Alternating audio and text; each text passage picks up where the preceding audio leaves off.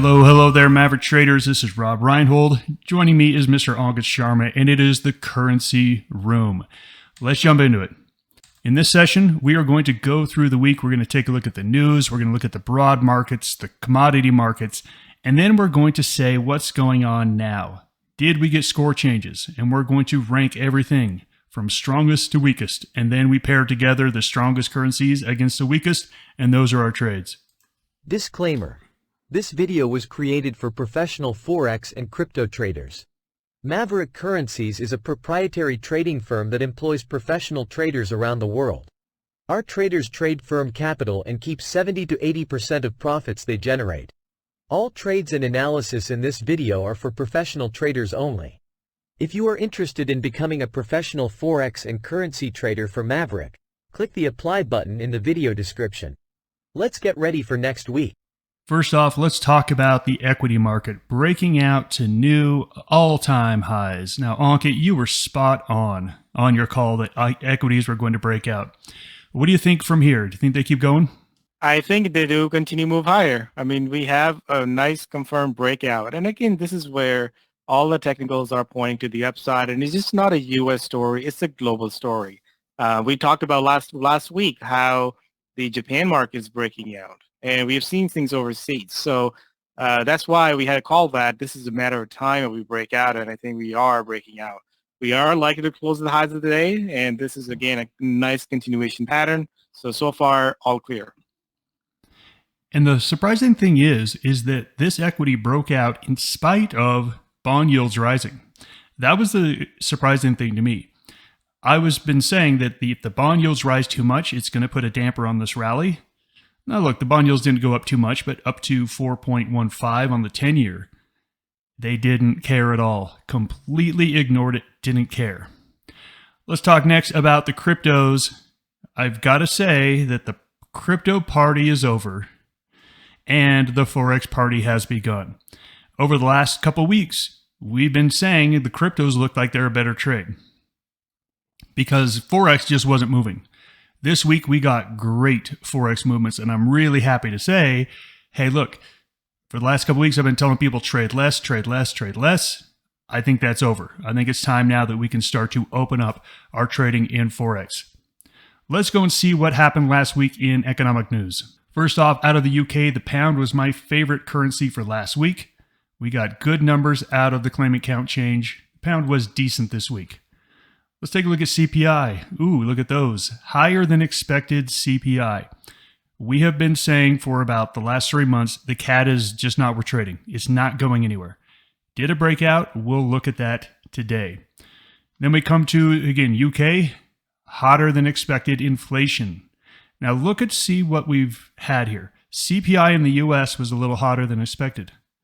CPI in Canada and the UK, a little hotter than expected. Does everyone see a little trend? The market has been calling for rate cuts in March. I don't think there's any way that's going to happen. Now, the odds used to be 80%. Now the odds are down to 46%. And I think those are still way too high. I think the market's way too optimistic because we're starting to see a little bit of upside to these inflation numbers. Come over here to Aussie employment. Ugh, that is an ugly, ugly number. Very disappointing. We've been saying the Aussie should be flying. The Aussie should be the best currency here. It is not, and it hasn't been all year long. There's no reason to be long Aussie at this point. And then last, let's take a look at the UK. Retail sales did come in pretty nasty on Friday, despite all the other stronger than expected news. But overall, again, we're seeing a little bit of a story. Inflation is no longer going down. It's flat or going higher. That's why we're seeing bond yields start to creep up. But the stock market loves it. They love it because better than expected economic news means that the stock market is strong. So you can see we saw the S&P up nicely. The world index, not so nicely. Crypto, down 1%. That is like nothing to crypto. Gold and oil, very, very mixed. Let's go in and take a look at this S&P chart. And this is just a classic textbook high base breakout. That's it. This should go into a textbook for teaching people about technical analysis and say, hey, this is a high base breakout. This is what you look for. Everything was absolutely perfect in this high base, and we finally broke out, and here we are. So let's talk about what happens after these breakouts. There's two things that can happen. You either get the breakout and run. You get the breakout and run, where this thing just keeps going. Now, we did gather lots of energy over the past month. So there is energy out there for a sustained run. One of the more common things I see is we break out and there's that initial bit of excitement. Everyone gets excited, and then there's a little bit of a lull. There's a little bit of a lull. And the breakout point becomes a support area. And then we bounce off that and we make our run. Which one is going to happen? No idea. No idea. I'm playing more for the latter, to where I think we break out maybe a day or two more, and then I think there's this, okay, we're tired now. There's a little bit of back and filling, and then we get the rally higher. Regardless of which one it is, I'm with you, Ankit. I think these markets do go higher over the next week or two. Let's jump into Forex, and I'm so happy to see these numbers. Over the last couple of weeks, I've been pointing out how we've been seeing weekly returns in the 0.4, 0.3% range. Like most of the currencies were in this range. As you can see, nice moves here. 1% moves, 1% moves, 1% losses, 1% losses. This is a great trading environment. So we are like, I say like a moth to flames. When volatility is there, we go there. When it's not, we go away. This is it. Volatility is picking up. Very excited about it. My favorite currency last week was the pound. The pound was nice, and I liked the yen short, and the yen was a nice short. So I'm still looking at that, and I don't think you could ignore dollar yen to the long side either. I think that's a great trading vehicle for this next week. In the cryptos, we had a little bit of a, pretty much flat here other than Bitcoin Cash. Fairly flat. We'll take a look at the charts. They've really had a good run all since October. Crypto started running in October. Stocks and equities didn't start running until late or middle November. So crypto has had its run. I think we're going to see this broaden out to other markets. But of course, we're going to let our charts dictate everything. We are at a solid +3. This is just a solid +3. Let's take a look at the last couple months of yields. We reached the low of the yields, and then we're back up. What does this mean? Well, this means that the dollar is likely to stay strong. Anka, what's your call on yields here? Do you think we go significantly higher? We stay flat? What's your call? It's a good question, and I think they slowly creep higher. And here's the reason why. Like you said, the market really got ahead of itself with the rate cuts. And now the data is coming out still strong. We had the consumer sentiment today. People are still feeling strong about the economy. Everything is back to, good. And that's not the environment that, the Fed wants, especially coming March. And I think that was the thing that I really, it was hard to wrap my head around, is that all the expectation was for rate cuts in March. So if we take a look at 1 week change in the Fed tool, for the Fed rate tool, we can see that a week ago, we were expecting a rate cut by 76.9%. Now, a week later, that has fallen down to 44.3%. So you can see there's a big expectation of rate cuts coming off the table. And I think that's the reason why the yields are slowly going higher. And that's one of the reasons why the dollar is remaining strong. So I think the narrative continues to play out going into next week. So really, that's my call for the yields there. I'm not expecting the yields to go down, but I can totally see the market sort of start to climb back a little bit up in the yields, where, erasing a lot of the movements that we've seen in the month of December. Yeah, I totally agree with that call. Here we are into our crypto basket. Now this is, we take 4 cryptos, we evenly weight them, and this is what we see here. Now we had a nice little breakout. This nice breakout was great. There was no follow through. So here we are, we basically sunk back into this area that we've been trading in for a while. Yes, we're at the lower end of the range. Yes, we're getting some lower candles here with shadows. Okay, it could bounce up to the top of the range. I'm okay with that. I'm okay with that call. Look, that's not when I buy cryptos. I buy cryptos when they are a rocket ship and they're looking really good. Right now, anything but a rocket ship. As I said, we could trade back up to the top of the range, but that is not when and why I trade cryptos.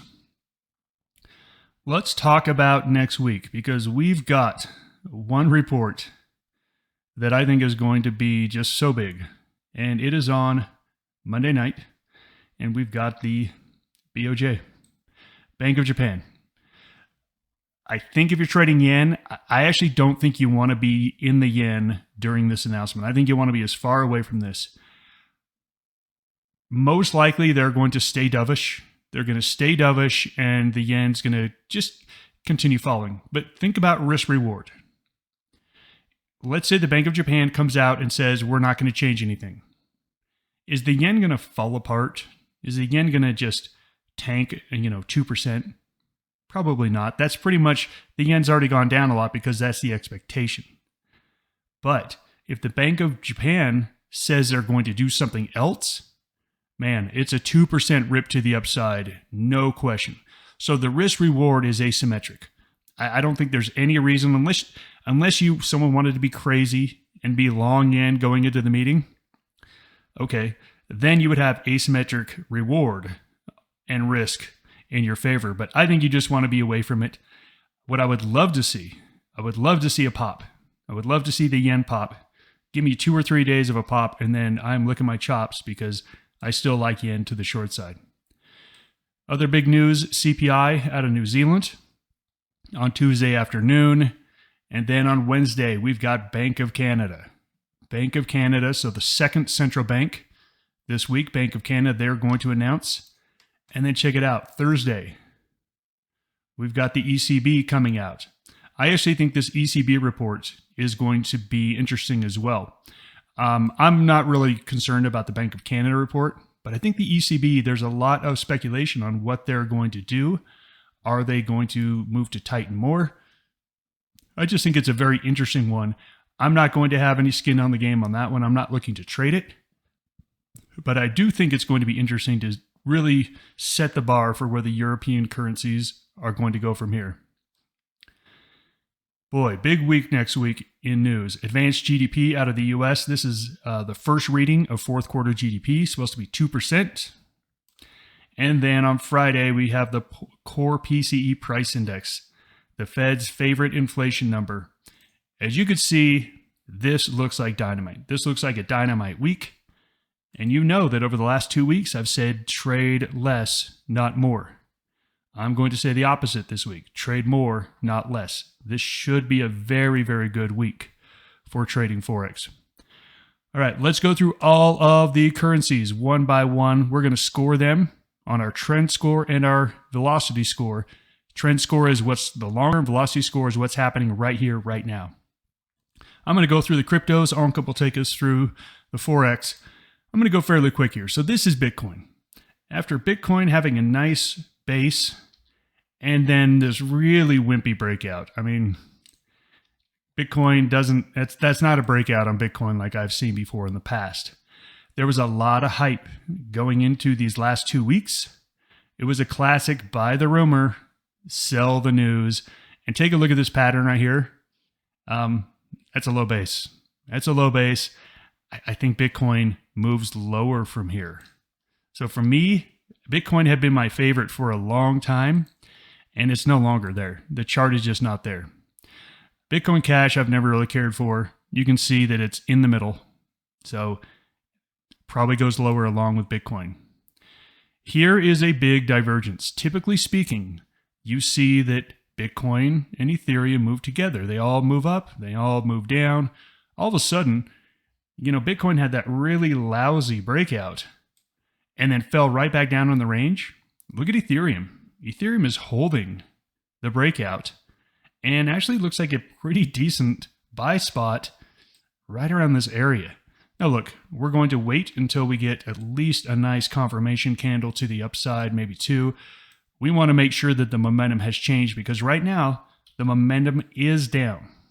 As you can see, the velocity is lower. We do not want to buy until that velocity turns back up. But if you're looking to play cryptos, I think this is the only place that you want to be looking is Ethereum. You can see Litecoin between the 20 and 50-day moving averages. I'm not interested in that whatsoever. All right, let's go through Forex, Ankit. Absolutely. Let's just start with the US dollar. And again, one of the things we're noticing is those trend changing moves. And we can see how we consolidated a little bit in the dollar. And that was a period to really be on the sidelines. And that's where we were. As you can see, we have now broken out again. But realize that we are now doing the exact same thing again. This is where you want to pick a direction and not just play both sides. I like dollar here more to the upside than I like it to the downside. And you can see we are at the trend score getting above the 20 and the 50. So we are at a +2 now. And this is where I like it more towards the upside, I think. And you can see velocity as well. What we are getting is that we get a breakout, we get a consolidation, a breakout and a consolidation. So let's just stick with that pattern for the next week. Now with the yen, we have the total opposite. And look at that. We are still moving lower. We had a little bear rally there, and now we're just basing and going lower. So at this point, unless we have a miracle from Bank of Japan that they do something, which is very unlikely because we'll see it in the price action, I think we'll probably just continue moving lower. So trend score, velocity score, both moving lower. The only thing that I want to watch out for is Monday night when we get the Bank of Japan best conference and everything. But I think after that, the yen will be all clear to go down as well. Now, the Swiss franc is the one I want to highlight that has been actually made a turn. It was at a +2 and a +3, and you can see after the consolidation, it's moving lower. And remember, this is one of those currencies that did really well in December. So it's turning around, and I like this on the further downside. I think there's more room for Swiss franc to go lower, especially if we compare that against the euro. And if we take a look at the euro, you can see euro and Swiss franc are now back deviating again.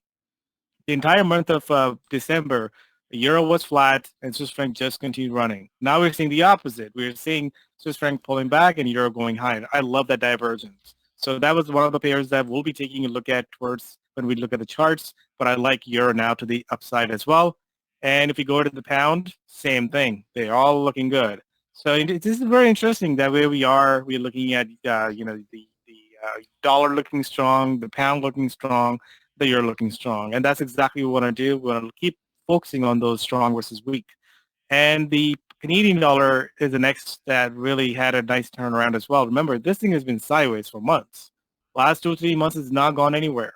And I said earlier where it needs to break out one way or the other for me to jump on. And right now it looks like it's breaking out higher. Remember, it's the exact same thing. The CPI numbers are coming out hotter. We are now, the Canadian dollar is also piggybacking on the strength in the dollar as well.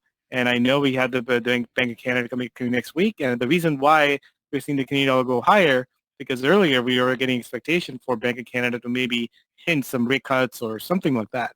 And with inflation numbers coming strong, it's very unlikely. So again, that's where we're seeing a rebalancing. So I like Canadian dollar finally more to the long side than to the short side. So I will be continuing to look at this next week. Now let's talk about weak currencies. Aussie, and you can see Aussie had a little bounce. And actually, I love these kind of bounces in a trending market because those are the bounces you can get behind. You're short. We had a nice break, been rallying a little bit, but we are still below the 20 and the 50. So I only want to play it on the downside. I do not desire to play it on the upside, but we use those rallies to short into. You can see that today, velocity and trend score is not matching. So that's why it's not a tradable trade for the day, but something I'll be taking a look at next week. But now comparing Aussie to Kiwi, look at that, all clear short. Now Kiwi is another pair that has been going sideways for the last month and a half. And here we are finally getting a break below the 20, below the 50, and diverging again between the Aussie and the Kiwi. This week was a big on divergence there as well. So Kiwi is all clear short to me. Everything is pointing up to the lower side. So, looking at all these charts, we are finally getting those breakouts that we really wanted. So at this time, we're looking for that continuation pattern.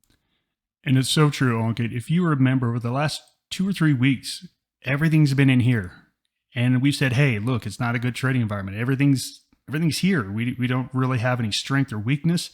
I love this. I mean, things are trending. They're either going up or they're going down pretty hard. They are trending.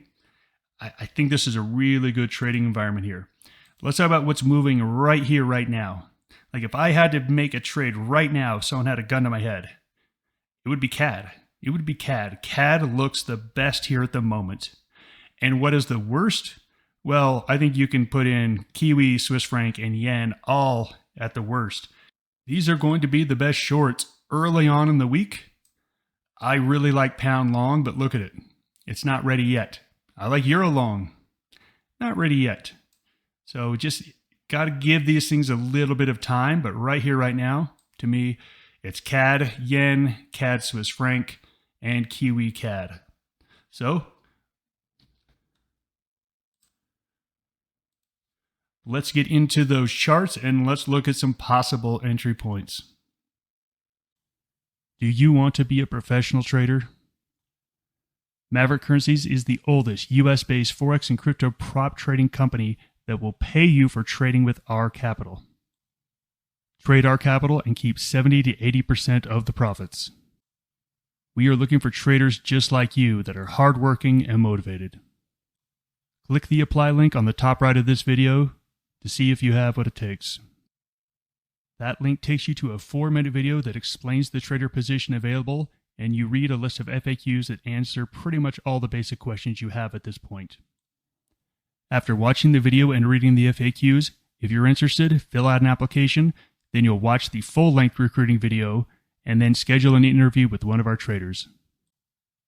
Are you our next trader? The first question I have is I've got 3 currencies I want to sell, but which one is the weakest? Remember, you just pair them up with each other. So we had Swiss franc yen. Swiss franc yen. Which one is weakest? Now, in a daily chart, you can see over the last week, they've been pretty much the same. But let's go over the last 4 hours. Pretty much the same, but if I had to pick one or the other, I've got more downward movement than upward movement, which means that the Swiss franc is weaker than the yen. So Swiss franc weaker than the yen. The question is the Swiss franc weaker than the Kiwi? So then I pair up Kiwi Swiss franc, and we can see that the Kiwi is going up against the Swiss franc. So we've now identified that out of those 3 currencies, the Swiss franc is the weakest. So that is going to be my top trade, CAD Swiss franc. And you can see beautiful, beautiful, beautiful rally going on right here, right now.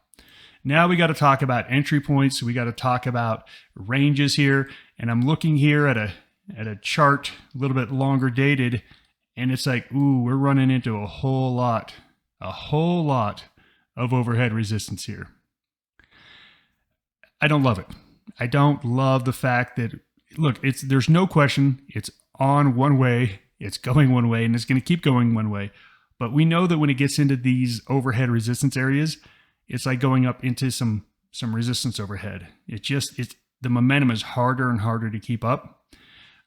I personally would really rather see a pullback that I can buy than try to get in here. Unfortunately, this is my favorite one, but it's just on a chart, technically running into some problems overhead. A pullback or a base, I love it. But right here, right now when it's running, like I said, it gets into this resistance, and it's like wind, or it's like a cloud. That's a terrible analogy, but it starts to slow down the momentum because there's now friction and there's now a drag. So CAD Swiss franc, not quite there yet. Let's take a look at something like CAD yen. Is CAD yen in a better place? And I'm looking at CAD yen, and the answer is absolutely yes. CAD yen is in a better place. Why? We don't have any real major resistance until all the way up here. And let's get a number on that. It isn't until 110.75 here. That's not a huge range, that's 50 pips. But look, high base breakout. To me, this one looks really nice, and maybe it doesn't stop there. I like CAD yen much, much better on the other side. Ankit, what do you want to take a look at? Hey, Rob. Well, I have a couple of trades that I'm looking at. Euro Swiss franc. I know it's the same exact scenario where we're going to be running into overhead resistance, but just realize, where this currency pair is. You can see how nicely it's been moving. The The 13-day exponential moving average is just moving in nicely. So again, I think there is more room for this to run, especially they're diverging. We usually see similar kind of price action in those two currencies, and from time to time they diverge. You can see how much they diverged back in December. And I think we're seeing the opposite here. So any pullbacks I want to buy into, that is the strategy here. You can see that we recovered from that prior support, prior resistance, which was around 94 area, and then it just cleared through it. So at this point, this is looking like it wants to go more higher than lower. But like you're right, we are going to run into overhead resistance, but I think that's where we want to take those opportunities. Any pullbacks, I want to jump back in on. Now, let's take a look at Kiwi CAD. That's another pair that doesn't really have a whole lot of area to work through because it's just breaking lower. You can see how this thing has been staying in that range for the longest time, and it's just breaking lower. So let's say next week, more continuation in the Kiwi and the CAD. I think this is a pair that easily can fall. Realize that for a lot of these currency pairs that we're looking at, they are moving 5 days higher and 5 days lower. So any sort of short break, any sort of a pullbacks would be a great opportunity to load it back up. So the way the price action is looking, we are closing in the lows of the candle, which means that we'll probably continue going lower next week. But we have CPI coming out next week for the Kiwi. We have Bank of Canada coming out for that. Again, those would be great opportunities to really jump back in these positions. So I really like this price action. Like I said, a lot of these things you've taken a look at has been stuck. It's been stuck for the last month or two. When they're finally breaking out, we want to take advantage of that area as well. The last one would be the pound Swiss franc. Again, similar scenario. Is the euro going to be better or the pound? You can see that this is now back at that resistance level. But for our chart, the more it bases, the more of these pullbacks are short. There's a better chance for that to just plow through that resistance here. So again, a lot of these Swiss franc pairs, they were very extended to the downside. Now they're just turning around to the upside. So I think there's more push higher. And lastly, Rob, I want to take a look at dollar Swiss franc. Dollar Swiss franc is also looking pretty good as well. Again, it's depending on where do you want to be exposed to. I like the dollar long here because of this whole rate expectation, the bond yields rising. Look at that beautiful base setup here right now we're getting. So we were up in the up and down there in some extreme levels here. Now is just going. It's holding. I like the fact. Again, same thing. 5 days of run. Maybe a little pull back there, but look at the moving average here. Exponential moving average is turning around. RSI is moving up. Things are looking pretty good here. So all of these currencies, they were very extended to one side, and we are seeing a rebalancing. They're all turning around from whatever happened in December. They're all turning around. So any pullbacks, I want to be buyer in those areas. So that's my outlook. Hopefully everybody can tell the difference in our tone. Last week, I think I looked at one currency cross, and I think, Ankit, you looked at two. This week, there is so many good trading currency crosses that it just comes down to entry points. We know they're running. We know they're going in one direction. We know they've gone basically 5 days. As Ankit said, okay, we don't want to be chasing. We don't want to be just getting in at indiscriminate times. Do your setups. Do your setups. You get those pullbacks, you get those bases. We want to get into good entry points. It's more so just so we're not idiots and just clicking buttons. But there's no question the train is going one direction on a lot of trades. So we need to get into them. So don't let the perfect entry point be the reason why you didn't get into a trade. You do need to find reasons to get into these trades because they are moving. One of the things I love to do is it's very hard to have what's called a binary choice, meaning yes or no, right or wrong. Anytime you do a binary choice, it has a lot of stress and emotions attached to it. The way to get around that is to make it non-binary, meaning, hey, I'm going to take a position of $100,000, but I'm going to take $30,000 now. And maybe the setup isn't great, but I'm going to take $30,000 now. And then it goes up for you, then it pauses a little bit, then it bases, and then it breaks out, and you say, hey, I'm going to take the rest of my $70,000. Do you see how that relieves the pressure of making a binary decision? I love legging in and legging out of trades because to go all in at one point, there's a lot of stress to it. So I love to just limp in, just like, hey, I'm going to buy a little bit here. If it goes higher, I'm going to buy a little bit here, a little bit here. Sometimes it's more important to get in trade than it is to get the right price. I know that sounds crazy to say, but I want you to think about it. Sometimes it's more important to get in, and I think that's where we are on some of these trades. So very happy that Forex is back. Everyone have a great weekend and be safe out there, and let's go make some pips this week. Goodbye, everyone.